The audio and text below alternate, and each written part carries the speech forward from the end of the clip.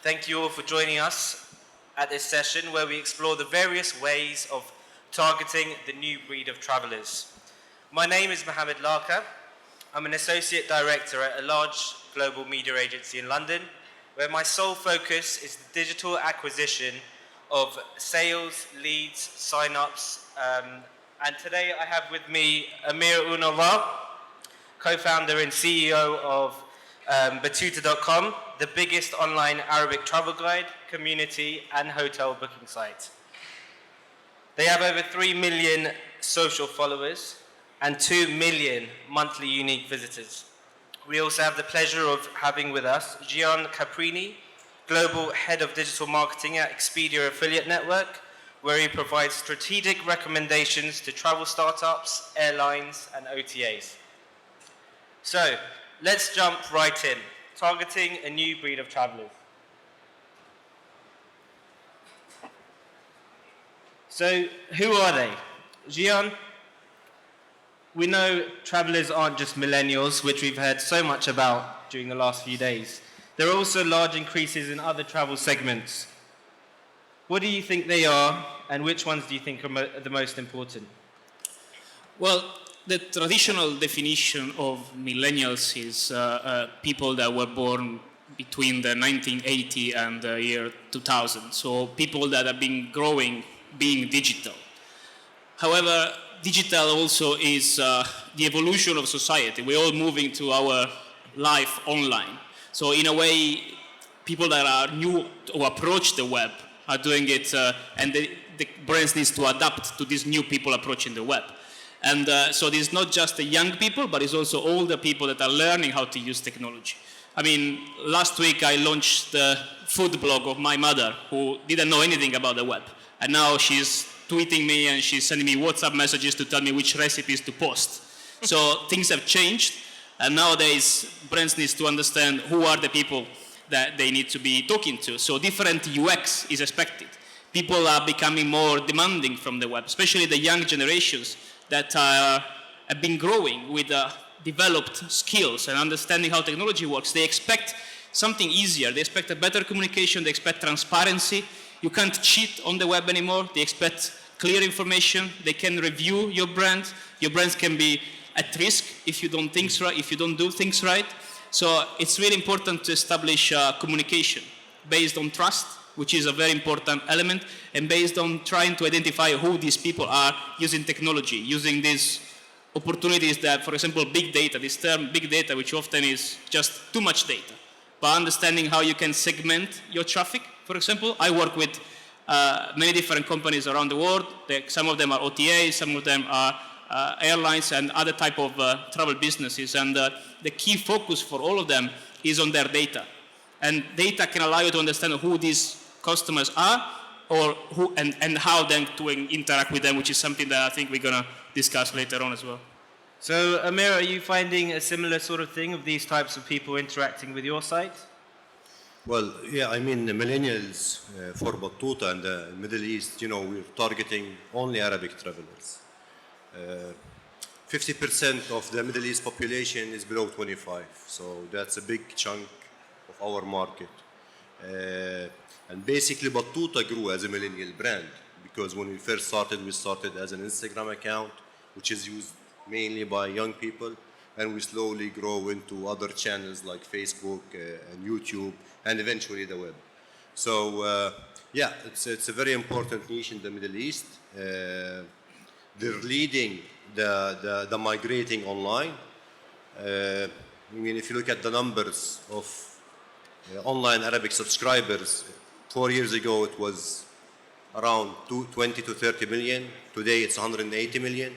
So Arabic is the fastest growing language on the internet, which is a trend that is led mainly by millennials.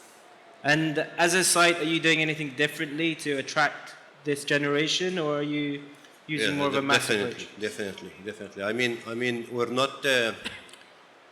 Basically, the site is just another touch point. It's not the main thing for us. So we interact with them on social channels mainly, and we interact with them with different parts of of the travel cycle. So we do a lot of inspiration, which is very important for them. We do a lot on Instagram. We ask them to engage. You need to engage millennials. You need to make them feel as part of the brand. So what we did when we first started, we had an Instagram account called Magical Arabia, where we asked people from the region to show beautiful pictures of Arabia rather than, the things that we are used to see in the news. So, and we saw their hidden spots. I mean, I'm from the area and I travel a lot, but we saw, great things. And all you have to do is just, acknowledge them a bit, just pick a picture and it will go like fire. So, yeah, it's quite different than the, let's say, the previous generation. So there's quite an emphasis on social media then, I guess, to attract these types of technologically advanced demographic. Gian, are you seeing a similar thing with Expedia in terms of integrating with social? I mean, yeah, the who question relates very much on where people spend their time. And since the evolution of social networks, users are spending hours of their daily time on social networks. Therefore, any business that wants to do business with these people needs to be there, needs to be interacting with them and talking the same language. So what I was saying before about the transparency relates to something that you can do on the site to create this relationship. Services like the new Facebook way to communicate directly with customers within the platform. Chatting services that can give full support while completing a booking or depending on your business model, driving the customers to achieve what your goals are. So there are specific techniques that can help you in interact with who these customers are. And I think understanding the platforms, understanding in particular how to interact on social for the millennials target is the most important thing. And you can only do it if you give something unique and you try to be a little bit different from what is already there. And more importantly, and I think something we're going to repeat throughout this presentation, is the personalization. People expect personalization and expect content relevant for them. And I think content is what Batuta is made of. And I think probably the evolution of this piece will be around how this content can give even more than being generic and relevant for everybody, but being more specific and targeting potential personas coming to your website. Is that? Well, yeah, absolutely. I mean, we're all about content, and again, content as something to start the journey, the purchase journey, which I think is becoming more and more important, especially for millennials. Because back then, if you take Lonely Planet as an example, which is basically a travel guide content website that is targeting the older generation, they couldn't do the move online. They couldn't do the move from content to being in e-commerce. And that's partly because I thought that they were talking to a generation that is used to, plan, research, and then book. But today I think that the three phases are becoming closer to each other. And especially millennials, they could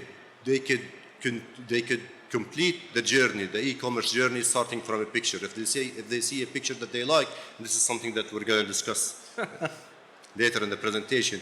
But yeah, content is really, really important for millennials, but not any type of content. I mean, it's not you have to write it in a different. It has to be written by a millennial.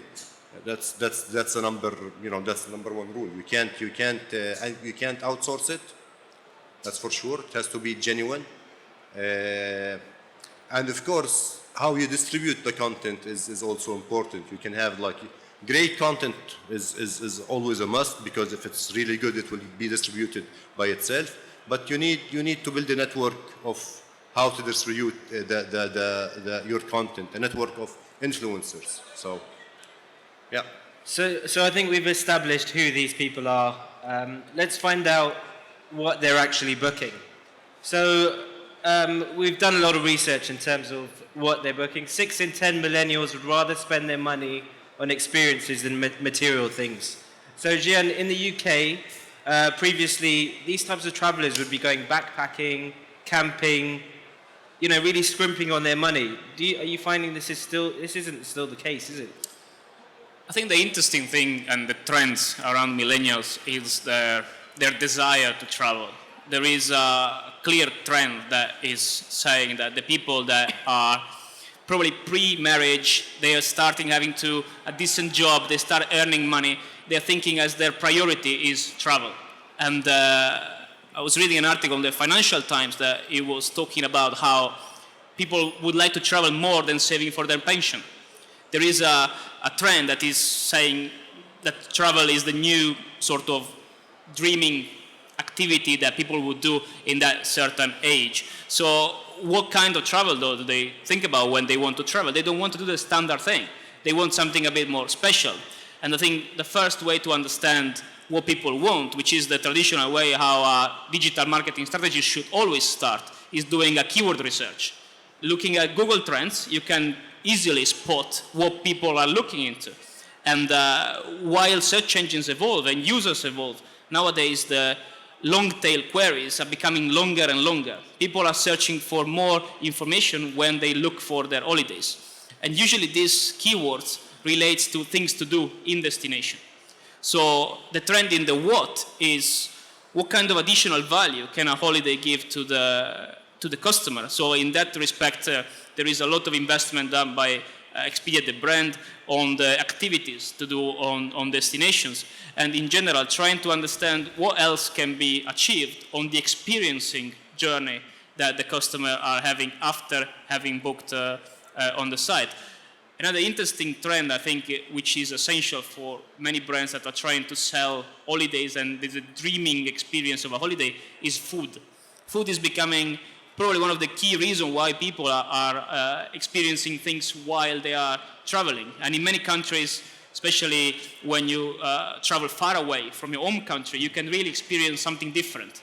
And I think attaching these experiences on top of the things to do with the food propositions and things a bit more local in the cuisine experience, I think is a very interesting trend that hasn't been completely satisfied by the offer on the market at the moment. I think there are probably many other things around, like adventures, things that can be done in destination that goes beyond just the traditional sort of sun and beach holidays, which millennials are trying to kind of move away from it. There's still this, obviously, numbers are still very high in that respect, but it's also changing, and they become more travelers than tourists in a way.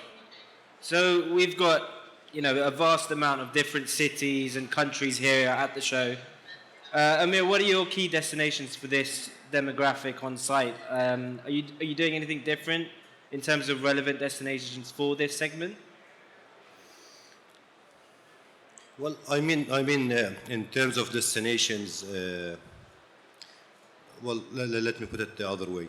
I mean, millennials, they don't only go to new destinations, but there is like new type of traveling where you go by groups, which is something that wasn't really familiar, and it has to be like, groups of males or group of females if they're bachelors. So this is one thing that we're seeing, like a group, traveling. But the other interesting thing is that in addition to the traditional destinations such as a city break in Dubai, Istanbul, Malaysia, which is traditionally the popular destinations within the Arab world, we're seeing more and more people, and this is something that's happening as our users are growing and becoming and being able to purchase, starting to work, as you said, and all that, and being able to act on the dreams that they had, to act on all of that. So we're seeing a lot of new destinations that we're astonished. Vietnam is one of them. Different places in the UK, not only London. This is also a trend because millennials, it has to be value for money as well. Yeah. They're willing to spend a lot of money, but they need to have value. They need to have a good experience. So the introduction of low-cost airlines to the area, I think they're around maybe 8 or 9 right now, and opening new routes to new cities and new destinations is giving millennials opportunity to go to these places. Kerala, as an example, in south of India, is something that we are seeing that many many millennial Arabs are interested in. And this is a line that was opened by Fly Dubai for work purposes. I mean, for people that are coming to Dubai for work. But you know, they spotted that this is a really low price, so they go there. So it's something that they open up, they discover what's happening, and we suddenly see what's going on there. So, in terms of the inspiration that your site gives to users, are you putting these new destinations in front of them specifically, or are they going around your site and finding them themselves, having identified them as locations they want to go to already? It's a bit of both. I mean, part of it is our team doing the research, or one of our team just was there, and you know, he writes about it. Well, he doesn't write. He just put a post on Facebook or a picture on Instagram, and that's about it. Then boom, you have a new destination, and people are interested. And the food is really interesting. You know, pictures of food are really popular, and they can start a whole new destination. So it's partly by our team and others from our users. Fantastic. And Gian, Emirates and Etihad continue to launch new destinations. Do you think this will continue the trend of going to new places, or? Well, obviously, where you can fly, it's easier than to attach the experience and the things to do. In general, I think it depends what kind of business you're in, but you can respond to demand, or looking at, for example, as I was saying before, search volume on your site or on external sources, or you can try to generate one if you know that you can really add value. So if you know that you can provide an experience in Kerala, which is a beautiful land that mixes this cultural and adventurous and not just the traditional holiday experience, you can definitely push for it. And I think this is something that I'm seeing, especially with the biggest OTAs, that are establishing a lot of partnerships with touristic bodies to promote certain regions, and is working really well for both businesses, as the local touristic bodies will have more incoming tourists, and big OTAs can benefit from selling more trips towards those destinations. Obviously, it is driven by where airlines are flying to, and this will always evolve and become a bigger and bigger area to expand on. Fantastic. So if we now move on to the when. Got a slight malfunction in terms of technology.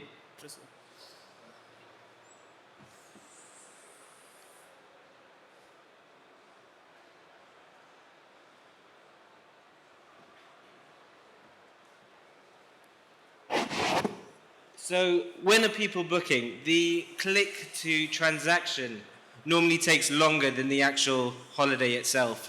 Who here has spent a month looking at a particular destination that they're only going to be there for a week? I think most of us here have done that, myself included. So I think there's also quite a few channels that come in within the journey depending on what stage you're at. So Gian, I think you'll agree that Expedia normally sits at the end of this journey. Yeah, I mean, my experience is working with across different type of travel brands. Being Expedia part of the group where there is a lot of data, obviously available to understand how the travel journey works. I think Google released some numbers saying that for a 4-day leisure trip, people spend 42 hours online researching, and in some cases they visit over 30 sites before deciding where they're going to book. So obviously, when you need to understand, you want to try to understand when people are ready for the transaction. It's very important to look at the entire funnel and to understand in which stage of their booking process they are. So in the dreaming, rather the planning, booking, experiencing, or sharing, at each stage there are different strategies that you can apply and trying to target the customer to be able to get them to push towards your objective. I think the most important thing for any business nowadays online, from a digital marketing perspective, is measuring the performance, not looking into a last click environment. So trying to look at the performance that your marketing channels are delivering by adding them together and trying to attribute the money that you are spending into different channels and assigning different value to different channels based on a multi-channel attribution modeling, which can be tough sometimes to develop, but can really reshuffle the way you spend your money and can bring you so much additional value because it responds on how people are interacting. And I think there are many examples of customers that take even up to 1 year to decide to actually go on holiday, especially for a big trip. It's a lot of research, and you need to try to be there at different stages to be able to talk to that customer in the different moments of their booking process. So, Amir, I guess you guys are you're inspiring users to go to a particular place, maybe putting pictures up. What are you seeing from that person initially coming to the site, seeing a picture that looks absolutely breathtaking? When does that person actually convert and go to that place and really takes the action of booking? Well, it depends. It depends basically on the type of the trip. Again, if it's a city break or if it's a short haul, then it could be immediately. You could see that, okay, he saw the pictures, went to the, read the article and booked the hotel directly from the article. So that's one type. And this is something that's spontaneous, close by, regional. So you see a lot of Saudis coming to Dubai doing that. On the other hand, you have the trips that take much longer. I gave you the example of a user reading a travel guide about Vietnam last August, and he's traveling, he already booked, he's traveling this August. So you can see that it took him a year to do that. I think that challenge that most of the travel brands having online today is how to work across the different touch points. Our challenge is that, okay, we do a great job in inspiration and in research, and our challenge is, okay, to bring them safely to the to the bottom of the funnel, to convince them to buy, to put their money. Other players such as Expedia and Booking.com has the other way around. I mean, they have to give them the information. They have to give them the inspiration, and this is something that they're also trying to do, because basically, if you're a travel brand, what's really important here is how people love your brand. I mean, the retention rate deeply depends or heavily depends on how much people love your brand. So if you want your brand to be loved, to be appreciated, to be respected by millennials, but in general, is to be strong across all of these touch points. You have to give them information. You have to give him all what he needs across the different phases of the travel purchase. So I guess in terms of when people are targeting, like for the Atlantis families, they know that families are maybe going to book in March or April for their summer holiday. Whereas millennials, it's a bit hard to pinpoint when they're actually going to make that booking. So if they're going in the summer, are they booking last minute? Are they booking early on? Is there a specific time that you guys advise to increase marketing spend to target this demographic, or is it just a one throughout the year, just have to keep having cyclical campaigns? I think there are different trends. It always depends on which markets and depends on which type of business. But I think there is an opportunity of looking at times where it is cheaper to travel. And I think millennials are much more smart in spotting the opportunities that are not just related to when it is most expensive to travel around. So I think that's something that you can look at. But in general, the best way to understand this is to going back to that essential point of personalization. Personalization into this context means being able to target people and not cookies, trying to identify who those persons really are. And the best way to achieve this is to establish a direct relationship with the people and trying to track them, trying to get them to log in, ideally to download an app, so entering their pocket, whereby when you achieve that point, that level of connection, you can find out so much information and relate back to their travel path. And the level above that level of obviously individual personalization is around creating personas and creating sort of like buckets within the traffic that you're currently acquiring to understand which targets, which people are behaving in certain way. So they could be the last minute traveler, they could be the business traveler, it could be the family traveler, and this is something that the biggest OTA I'm working with are actually investing a lot on, trying to build profiles of different type of people and showing content to them. So personalizing on-site, showing them potential destinations, showing them the most interesting getaway trips from their closest point. So looking at their IP address, where they are located, and showing which are the top 3, for example, destinations that they can fly to. So some clever things that can be done using data and personalizing your proposition. Anything to add, Amir? Yeah, I mean, personalization is something that's, and it goes beyond retargeting and the regular use that companies do with, as you said, cookies. It's not, okay, he saw this hotel, let's give him an ad about this hotel, a week later. It's more than that. It's exactly as you said. It's knowing what he's planning, because the same user can be a leisure traveler, a business traveler, or a family traveler. So it's very important to understand your user. And today there are technologies that you can use to do that. But more importantly, you have to give him, as much as you give him information, the more that you learn about him. So. Perfect. So I guess we've identified who these people are, what they're booking, when they're booking. One thing that I guess we need to understand more is, why has this changed? Why are they booking? Why are these millennials that potentially don't have as much money as seniors or people that are retired, why are they spending this money to travel to these exotic destinations?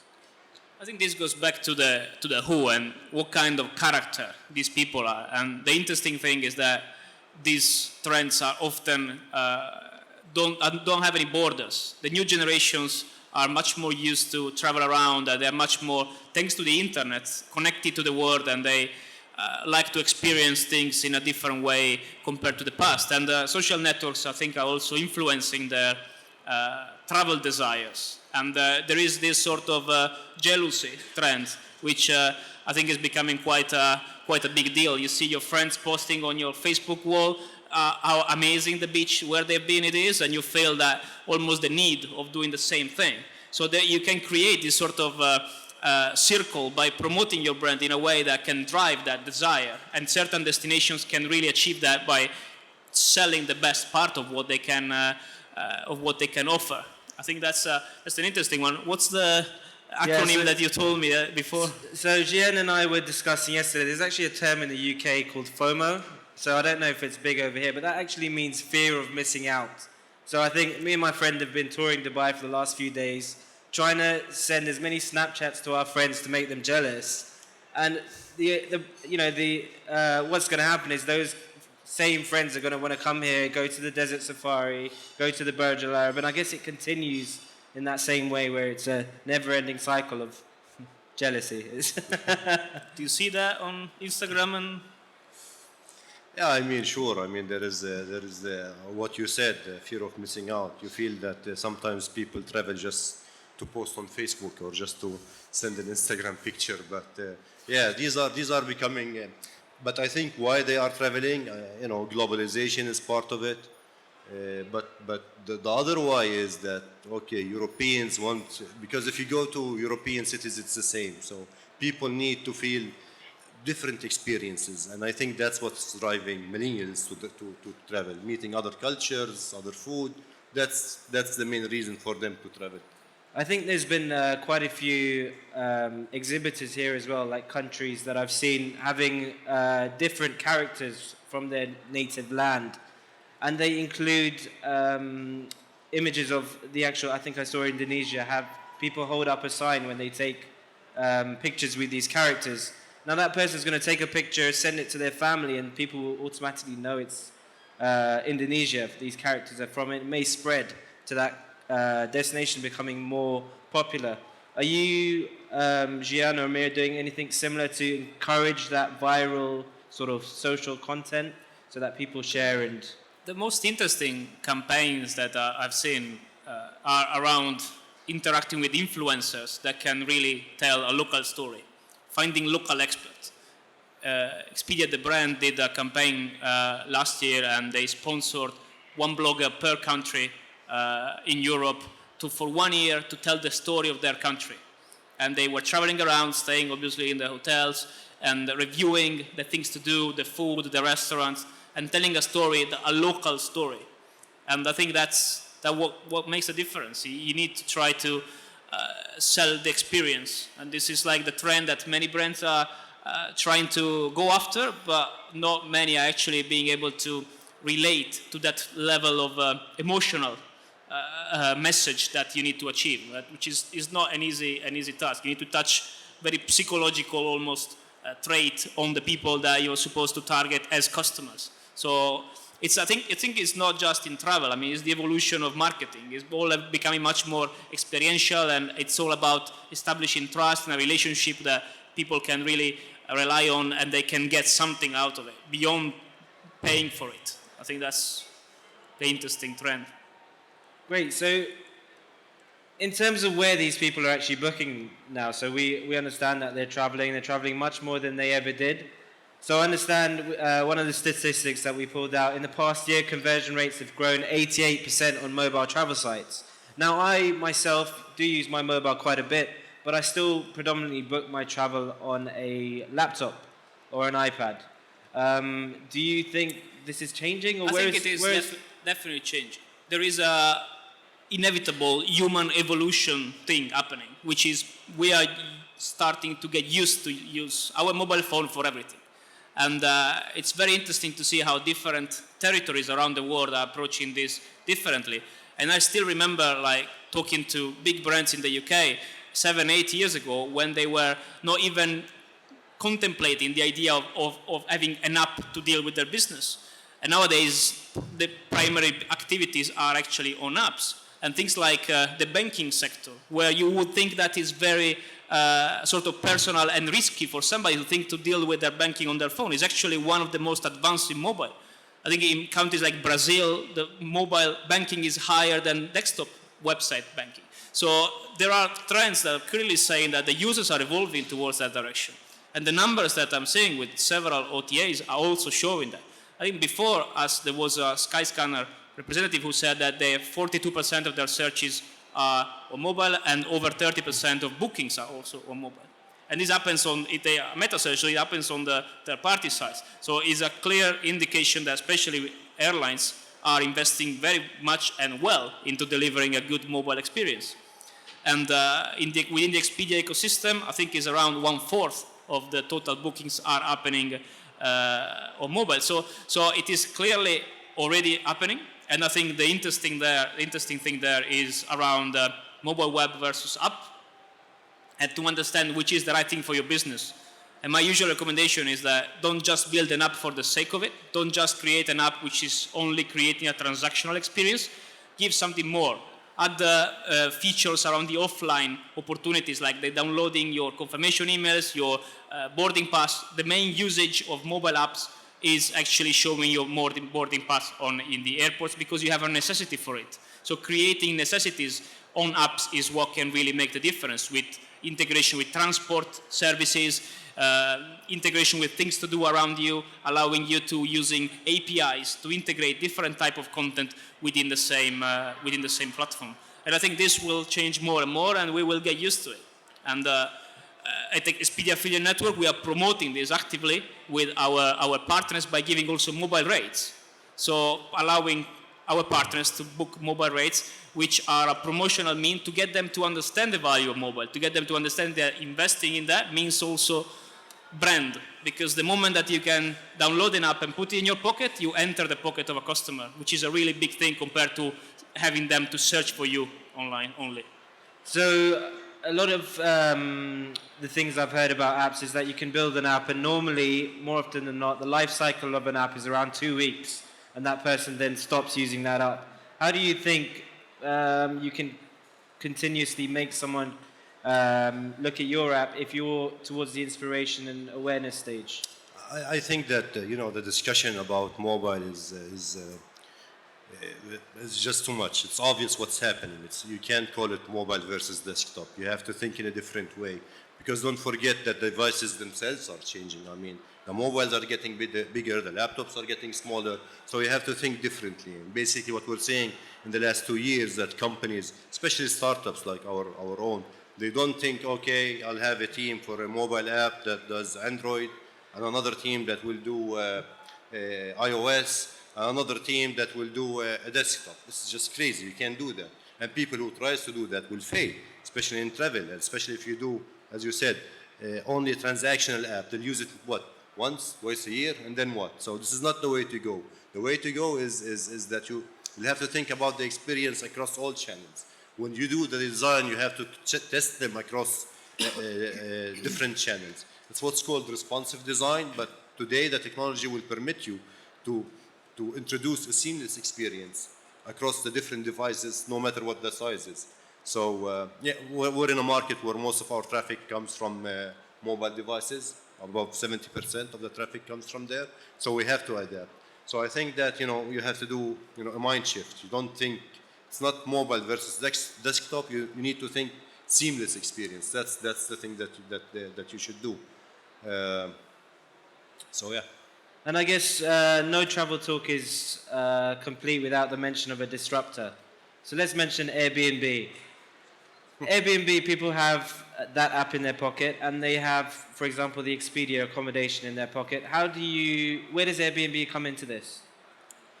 Well, obviously, there is one conversation around the product proposition of Airbnb, which was disruptive in a way, even though other similar products existed, but the way they proposed it, with a good UX and a good marketing strategy behind, with the inspirational aspects, it worked out really well for them. Obviously, Airbnb is doing really well, but I think they are entering the same sort of big group of companies that are trying to sell travel. I mean, I was reading today that they are trying now to add services to some of their accommodations. So in a way, they enter a space which a lot of other businesses are, and it's obviously a very competitive market with a good proposition. They actually, I think, influence the industry in a positive way in allowing people to understand the value of the inspirational part. With their brand being a bit more like around the experience, creating the neighborhood, they from a SEO perspective, they came up with a very good strategy around creating landing pages that had bigger pictures and some really quality around that. And they did well, but I mean, nowadays there are many other companies doing the same thing, and the competition will be fierce in that space as well. So I guess there's been a lot of talk about how to actually target this new breed of travelers.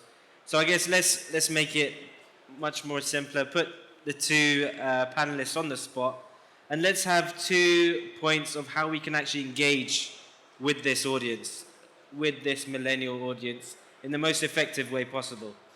So 1 or 2 points from either of you. I think the two main points, which is things that we touched in the last half hour, data and people. I think data and people are the two pillars to understand how to go after customers in the digital space.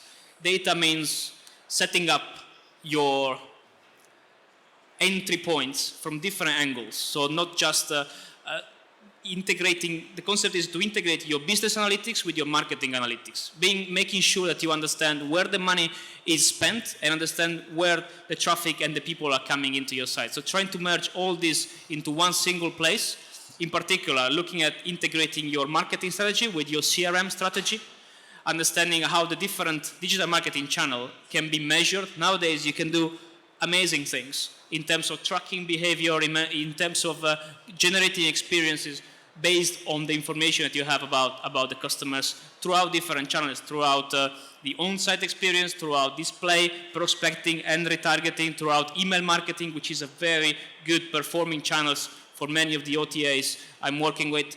And then once the customer are acquired, give them something more, giving them additional value beyond just the transaction. As I think, even though often it is a price-led decision, buying travel online, the opportunity of adding different things beyond the single flight or the single hotels is what can make the difference while generating a closest relationship with the customer. And on the people side, interacting in the right place is what can make the difference. So understanding which social platforms can work better, but looking at social not as social networks, using a more like comprehensive social media definition, which includes blogs, forums, and it's been around since the 90s. So social media is not a new thing. It's just because people are spending time on those social networks that now everybody is talking about it.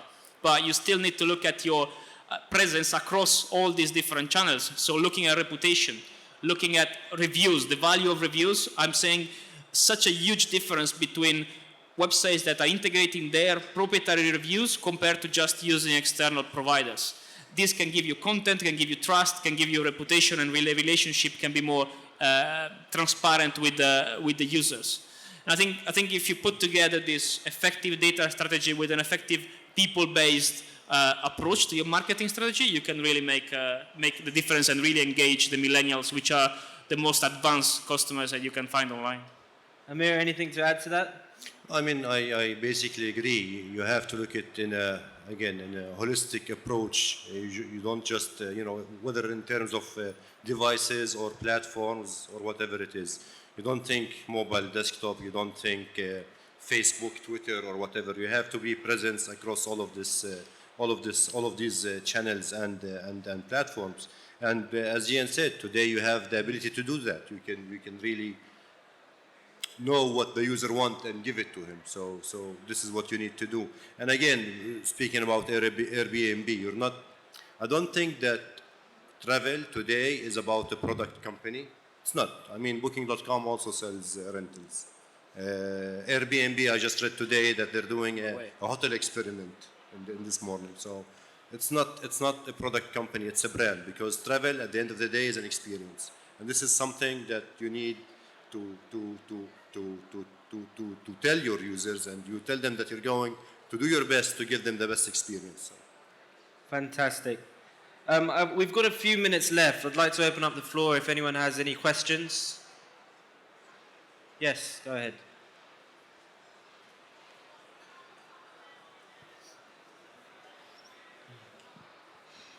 Hello. Yeah. So my question is to Jian. What is your view on banner advertisement in the starting phase of buying funnel? Because in starting phase of buying funnel, user might not be, or as an advertiser, I might not be bidding on those, those research-oriented keyword like things to do in Turkey. So, what do you think if we do, more banner advertisement on GDN? Banner. Yes. Google Display Network. Yes. Yes. Yeah, I think display advertising is one of the more interesting things happening in the digital marketing space. Even Google now is investing much more towards that direction and a bit less in the search infrastructure, even though that's what is bringing all the money in. I think it goes back to the personalization aspects and to having a very laser-focused strategy. So whether you are doing a prospecting or retargeting or both campaigns, nowadays there are providers that can really give you extremely high relevant information about the users that you're going to target. So you can use third-party data to identify users that actually have been looking on airline website, for example, for specific dates and showing only to those users banner relevant for the product that you're trying to sell them. So I would suggest you to research advancedly in your region which are the top providers for this sort of advertising solutions. We can talk after if you want about some potential companies that I can recommend. But once you have the right partner, using your first data with third-party data, targeting strategically people, as I was saying before, and trying to understand the behavior of these people offline, off-site, and driving back to the traffic to the site, and being able to attribute that visit to a potential future transaction using a good attribution model in place. All right. Thanks. Fantastic. Any other questions? This is addressed to Amir. You are sort of competing against Expedia, TripAdvisor, Booking.com, all the international players, and a number of local players that have also emerged, like Yamasafir, there's Tajawul also. Everyone is all trying to sell hotel rooms. How difficult are you finding that, and how successful have you been so far? Well, yeah, it's very competitive, but they're trying to sell hotel rooms. I'm selling experiences, and that's my No, that's not me. I'm Expedia Affiliate Network. Yeah, it's yeah, very fine. yeah. You didn't tell me about the mobile rates before, so so yeah.